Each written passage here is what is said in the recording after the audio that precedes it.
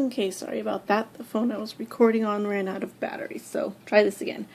I'm going to push the refresh button here and it will change the information on the screen.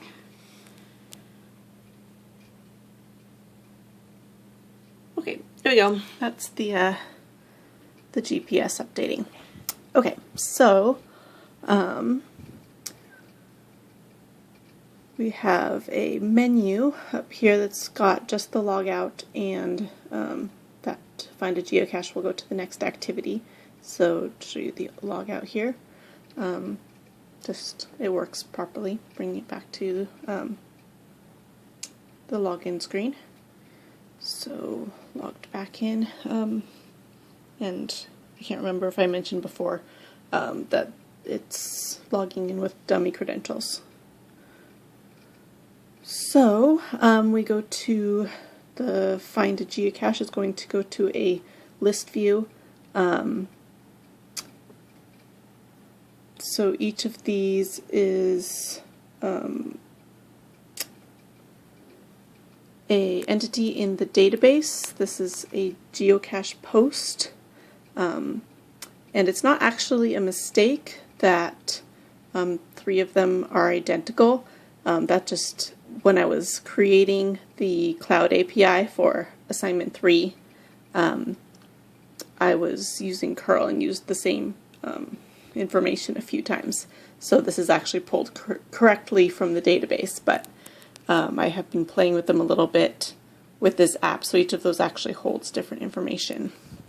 But there is a slight bug that you'll see as we go further into the app, and I know what's causing it. I just haven't quite found a fix for it yet, but it's fairly minor. It's just that this list view will populate. It's supposed to clear and then repopulate with new information, but what it actually does is just append new information. So this will start with 4 entities, and then the next time we go in, it will have those same 4 appended onto the bottom. So it's a bug that I know about, and I haven't quite got fixed yet, but the app still works. It's just duplicate information. Okay, so if I pick one of these, this is going to, let's see, what is this? This is the report activity, I believe it's called.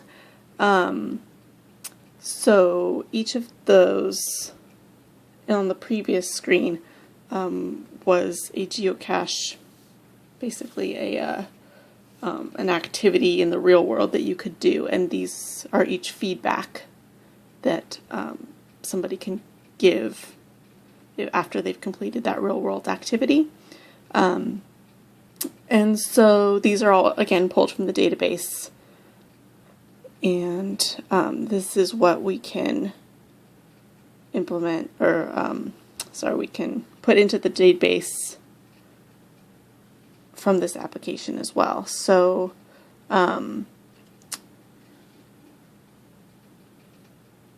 if you go to this tell us about it button here, this is where we can enter the feedback into the database.